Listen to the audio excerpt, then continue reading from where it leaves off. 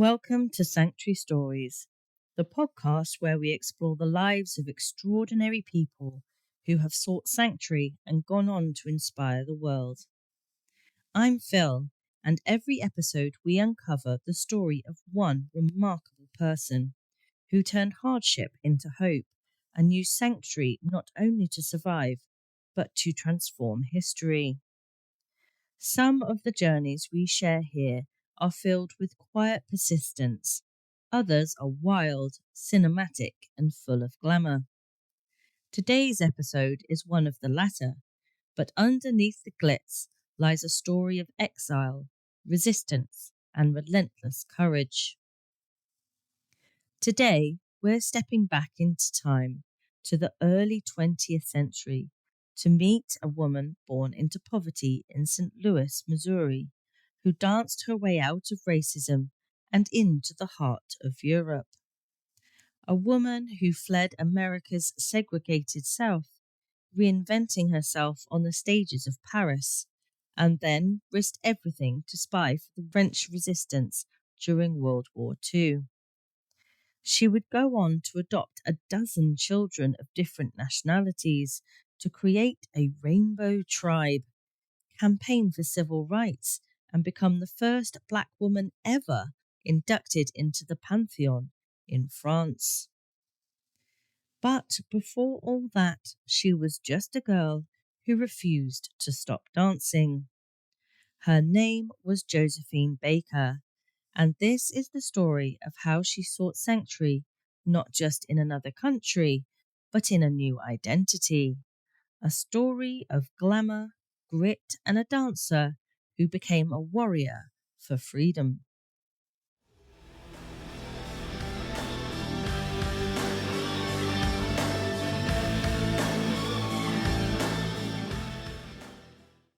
Josephine Baker was born Frida Josephine McDonald in 1906 in St. Louis, Missouri, in a world that gave her few chances and fewer comforts.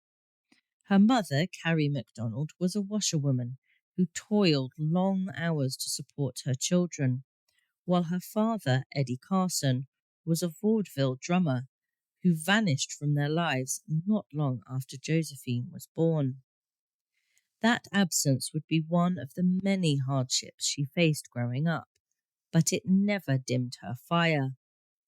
She was raised in a rough, racially segregated neighborhood in St. Louis, where opportunities for Black girls were slim to none. Poverty wasn't just a shadow over the family, it was their daily reality. Josephine often had to scavenge for food, picking through bins for scraps and leftovers. She wore second-hand clothes, sometimes pieced together with safety pins and unmatched buttons, and began working as a domestic servant by the time she was 8, cleaning houses, babysitting children, and sometimes enduring cruel treatment from white employers. But even in the midst of these challenges, Josephine had a spark that couldn't be dulled. She was clever, full of energy, and always looking for a stage, even if that stage was just the kitchen floor. She loved music, dance, and making people laugh. Her mother used to say, only half jokingly, she could dance before she could walk. As a child, Josephine would copy the exaggerated movements of street performers and vaudeville acts as she saw passing through town. No mop or broom was safe. She'd twirl it like a cane, march it like a partner, and transform every chore into a routine. One story she loved to tell involved an especially grumpy employer who forbade her from dancing while she worked. Josephine, not one to be told what to do, waited until the woman went out to run errands. She then put on a mock floor show in the kitchen, complete with a feather duster boa and a teapot microphone. Her impromptu performance was cut short when the lady returned early and found Josephine mid-dance singing into the spout. Instead of scolding her, the woman just burst out laughing. "You're ridiculous," she said. Josephine just curtsied and replied, "Better ridiculous than invisible."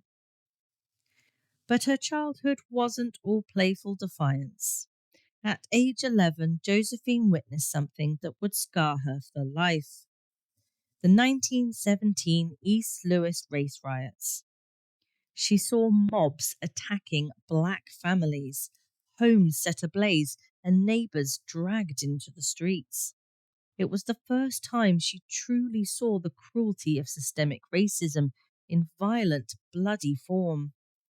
That trauma never left her. Years later, when asked why she left America, she simply said, "I didn't want to live in a place where I had to be afraid of the colour of my skin."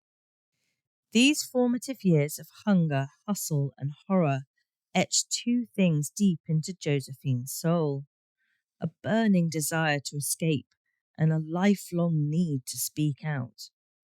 She may have started life with very little, but what she had in abundance was spirit, and that spirit would carry her across oceans, onto the world's most glamorous stages, and into the history books, not just as a performer, but as a fighter.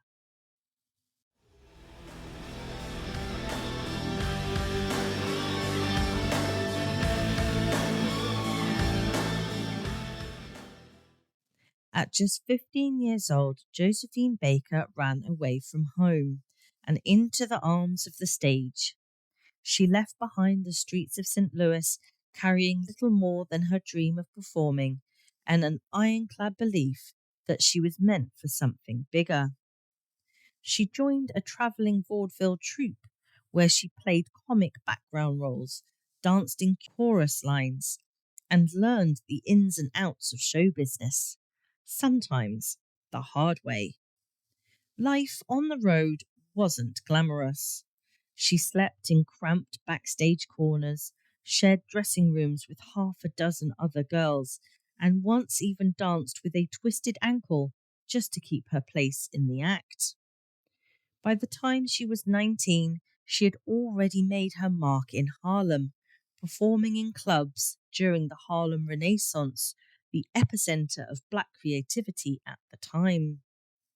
She was a standout in the groundbreaking Shuffle Along, one of the first Broadway musicals written, directed, and performed entirely by African Americans.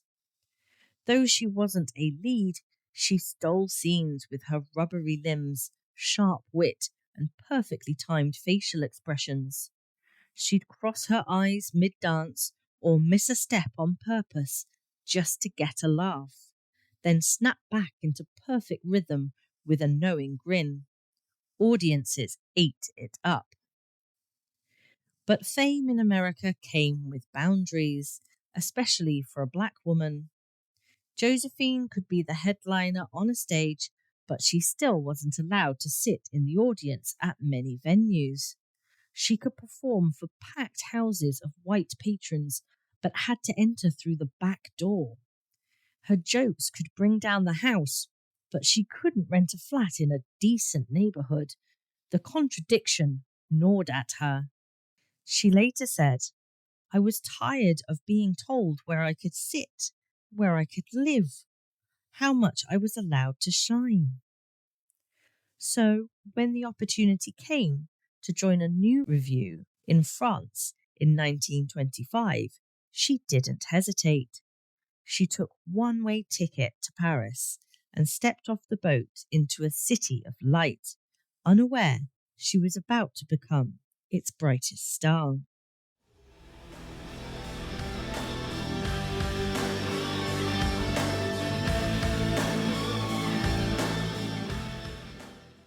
Paris wasn't everything America wasn't. In France, Josephine wasn't merely tolerated, she was celebrated. Her first major role was in La Revue Negra, a wild jazz-fueled show that introduced Parisian audiences to African American music and dance. On opening night, she stepped onto the stage in little more than a string of pearls and a skirt made from artificial bananas and brought the house down. The crowd was shocked, delighted, and totally enthralled. She became an overnight sensation. But Josephine wasn't just there to entertain. She was there to flip the narrative. While some critics in later years focused only on the provocative nature of her performances, what they often missed was that Josephine was in on the joke. She took the stereotypes of often placed on black women and exaggerated them to absurdity, mocking the exoticized image while commanding the spotlight on her own terms. Behind the feathers, the sequins, and the wild laughter was a deeply intelligent performer who understood both theatre and politics. One of her favourite pranks during that period involved a very formal Parisian dinner party. Invited as the guest of honour, Josephine showed up in a full satin gown and a live pet cheetah named Chiquita on a diamond-studded leash. The cheetah sat calmly at her feet for most of the evening until it leapt up and chased one of the waiters across the room. Chaos ensued, glasses shattered, guests screamed, and Josephine just sipped her champagne and said, "She doesn't like bad service." Paris gave Josephine more than a career. It gave her sanctuary. In a city captivated by jazz, modernism, and all things avant-garde, she was a perfect fit. She toured across Europe, starred in films, recorded hit songs, and became the most photographed woman in France. She rubbed elbows with Picasso, Hemingway, and Colette. She inspired artists, poets, and designers, and through it all, she remained defiantly herself, funny, fierce, fabulous, and free. For the first time in her life, Josephine didn't have to choose between being brilliant and being black. She could be both. Boldly and unapologetically, France embraced her, and she, in turn, gave it not only unforgettable performances, but her deepest loyalty.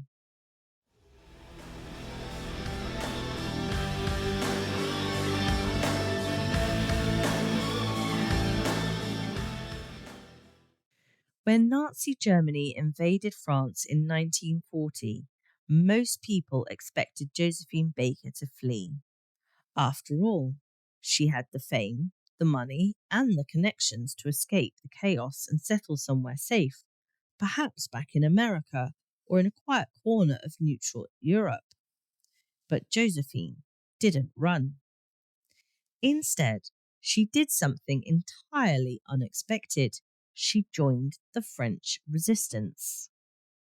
As a naturalized French citizen and one of the country's most recognizable stars, Josephine knew she had a unique advantage. Her fame could grant her access where others might be arrested. She could cross borders under the cover of stardom, mingle with diplomats and officers, and travel without arousing suspicion. So she offered her services to the Deuxième Bureau, France's military intelligence agency, and was welcomed into the covert world of espionage. And she was brilliant at it. Josephine used her celebrity status as camouflage. She performed at embassy parties, schmoozed with German officials, and gathered bits of overheard intelligence, then passed it along to the Allies. She often scribbled secret messages in invisible ink on her sheet music or tucked coded notes into her underwear and corsets. Her luggage was a spy's toolkit in disguise. Harmless-looking costumes, music scores, and travel papers masking carefully hidden secrets. When she travelled across North America and Europe for her so-called entertainment tours, she was actually smuggling classified information, names, numbers, military movements, right under the Nazis' noses. On one occasion, she posed as a diplomat's assistant and carried documents hidden in her sheet music portfolio. When asked by a customs official to play a tune from it, she laughed, charmed him with a joke, and walked away unsearched. Her wartime home, Chateau d'Ermelon in the Dordogne, became a safe haven, a literal sanctuary for fellow resistance fighters. She provided them with food, shelter, and protection, all while maintaining the illusion of a glamorous life far removed from the war. But behind the polished facade, she was a harbouring fugitives, passing coded messages and risking her life every single day. Her friends were terrified for her, but Josephine was unfazed. When asked once if she was afraid of being caught or killed, she simply shrugged and said, "France made me who I am. I would die for her." And she meant it. But this wasn't a woman playing at war. Josephine became seriously ill in 1942 during one of her missions in Morocco, developing a near fatal infection that led to several surgeries. Even then, she refused to stop. She recovered slowly, but never abandoned the cause, using her downtime to fundraise for the Free French effort and send more intelligence back to Paris. She also remained true to her dramatic instincts. In one legendary tale, she smuggled critical resistance documents sewn into her undergarments during a flight. When the authorities grew suspicious and demanded she open her luggage, she smiled sweetly and said, "Darling, if I had anything to hide, I certainly wouldn't keep it in there. But you're welcome to check if you like." The flustered officer backed off. Josephine once again danced through danger with a wink. When the war ended, France didn't forget. For her extraordinary courage and contribution to the resistance, Josephine Baker was awarded the Croix de Guerre and the Rosette de la Résistance. Later, General Charles de Gaulle personally named her a Chevalier of the Légion d'Honneur, one of France's highest honours. She had risked everything for the country that gave her sanctuary, and in doing so, she'd become not just a performer, but a patriot, a protector, and a quiet warrior, one who carried secrets in her sheet music, bravery in her bones, and a fierce devotion to freedom.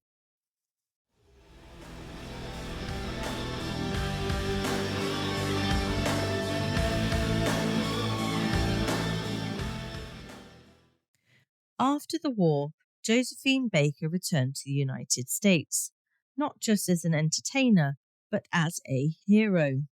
She had helped the Allies win World War II. She'd been decorated by General de Gaulle. She was an international star with a glittering resume. And she believed, perhaps naively, that all of that might finally mean something in the country of her birth. She hoped her fame, her medals, her reputation would allow her to break down racial barriers in America, that she could come back not just to perform, but to inspire change. But the reality was brutal. Despite her global acclaim, Josephine was still black in Jim Crow America, a country where segregation was deeply entrenched and racism was woven into the very fabric of daily life. She was refused service at hotels and restaurants, even as her face appeared on magazine covers. She was banned from clubs she had once sold out in Europe. Some white audiences wanted to see her perform, but didn't want to sit next to a black person while doing it. One promoter even offered her a large sum to perform to a segregated audience. She refused. Her response was classic Josephine. "If I can't enter through the front door, I'm not coming in at all."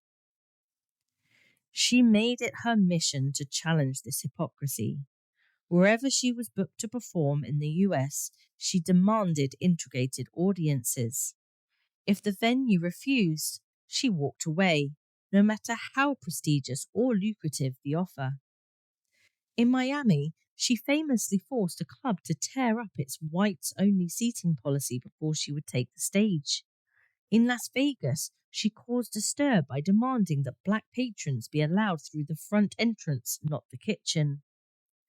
And when she spoke, she didn't hold back. At a press conference, a journalist asked her why she was so vocal about civil rights. Josephine leaned forward and said, "Because I've seen the world, and I know we can do better than this." Her activism reached a crescendo in 1963 when she stood alongside Martin Luther King Jr. at the March on Washington. It was a sweltering day, and over 250,000 people gathered at the Lincoln Memorial to demand jobs and freedom. Amid the sea of voices, Josephine stepped onto the stage, not in an evening gown, but in her French military uniform, adorned with her wartime medals.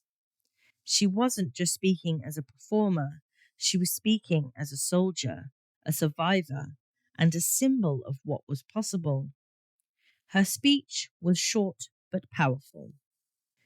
"I have walked into the palaces of kings and queens and into the houses of presidents, but I could not walk into a hotel in America and get a cup of coffee, and that made me mad." The crowd roared. Here was a woman who had conquered Europe, outwitted Nazis, and danced in the greatest halls of the world, now using her voice to fight segregation in the land that once rejected her. In the years that followed, Josephine continued to speak out. She toured colleges, gave interviews, and worked with the NAACP, but her activism came at a cost. The FBI kept a file on her. She was accused of being a communist sympathizer. Some of her shows were cancelled, and US officials tried to revoke her visa. But Josephine was unfazed. She had faced bigger bullies than the American government, and she wasn't about to be silenced.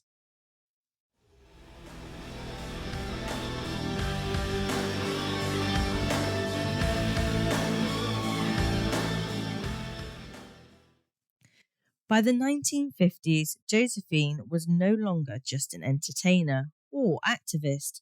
She was something else entirely, a mother on a mission. Having seen the horrors of war and the cruelty of racism up close, Josephine dreamed of creating a world where difference wasn't feared, but celebrated. So she began what she called her greatest experiment, and perhaps her greatest performance of all. She adopted 12 children from across the globe, boys and girls of different races, religions, and nationalities. They came from Japan, Finland, Algeria, Colombia, Venezuela, Ivory Coast, Morocco, and beyond. She called them her Rainbow Tribe. To Josephine, they were living proof that people from different backgrounds could grow up together in love, not hate. Their home was Chateau de Milan, a sprawling estate in the Dordogne region of France. But it wasn't just a home. It was a social experiment, a media spectacle, and a bit of a madhouse all rolled into one.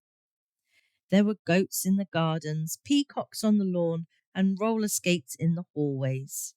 Guests who visited, including celebrities like Grace Kelly, Sophia Loren, and Fidel Castro, were just as likely to be served tea as they were to find a toddler hiding under the table or a monkey swinging from a chandelier.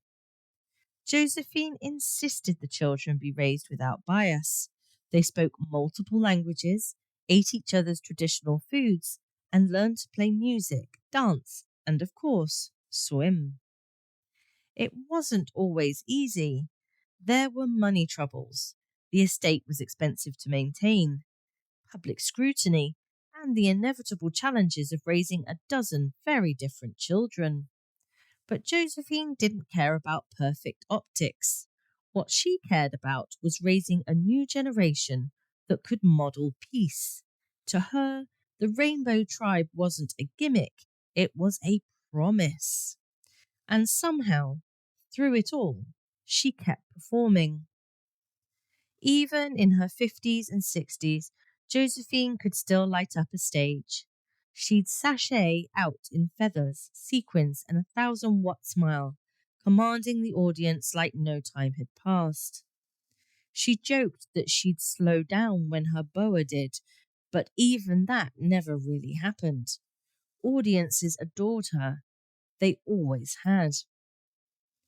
In 1975, she launched what would be her final show, a glittering retrospective in Paris celebrating her 50 years in show business. The show sold out instantly. Reviewers called it a triumph. One younger singer in the audience later said, "She danced like she was 20, and she made us all feel like we could fly." Just 4 days later, Josephine passed away in her sleep. She was 68 years old. Newspapers around the world printed front-page tributes. The Eiffel Tower dimmed its lights. France mourned the loss of one of its brightest stars. But her legacy didn't end there. In 2021, Josephine Baker was laid to rest with full honours in France's Pantheon, the country's sacred resting place for its most revered citizens. She became the first black woman, the first American-born woman, and the first performing artist ever to receive that honour. Her body remains in Monaco, per her family's wishes, but her name and spirit are inscribed among the lives of Voltaire, Victor Hugo, and Marie Curie. The inscription at her tombstone reads simply, "I have two loves, my country and Paris." It's a line from one of her most beloved songs, but it's also the perfect epitaph for a woman who lived a life of love, defiance, glamour, and truth. Josephine Baker was a dancer, a spy, a mother, and a revolutionary, a woman who turned the stage into a sanctuary and made the world just a little more beautiful and a lot more brave. Break. Josephine Baker's story is more than a tale of fame or defiance. It's a revolutionary reimagining of what sanctuary can look like. Hers was not the quiet refuge of escape, but the bold sanctuary of becoming a force so radiant, so unshakable, that no door dared remain closed to her for long. She left America to find dignity abroad, but when she found it, she didn't hoard it. She used her spotlight to illuminate injustice, to challenge cruelty, and to welcome others into a vision of a world more vibrant, more just, more kind. Josephine didn't just seek sanctuary, she built it. In nightclubs and concert halls, in safe houses and secret messages, in the laughter of her rainbow tribe. She turned her chateau into a haven, her body into a vessel for resistance, her life into a dance of liberation. Through her performances, her espionage, and her unrelenting activism, she showed the world that sanctuary is not always quiet. Sometimes it struts, sometimes it sings, sometimes it stares down the oppressor and says, "Not today." She once said she had two loves, her country and Paris, but the truth is she had many. She loved justice, she loved freedom, she loved the world enough to believe it could be better, and she gave it her whole, wild, wonderful self to make it so. Josephine Baker reminds us that sanctuary isn't just a destination, it's an act of courage, an expression of love, and a commitment to something greater than ourselves.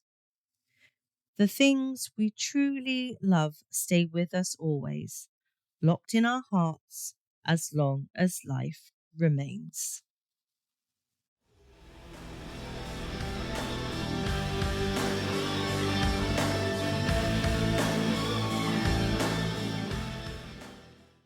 That's it for this episode of Sanctuary Stories. Next week, we'll explore another incredible journey, so stay tuned. And if you haven't already, make sure to subscribe so you never miss an episode. Thanks for listening. A huge thank you to Soulful Jam Tracks for the music. You can find all artist credits, references, and resources in the episode description. If you enjoyed this episode, please like, subscribe, and share. It really helps. And if you have a moment, leave a review. I'd love to hear your thoughts. Until next time, keep striving, keep thriving.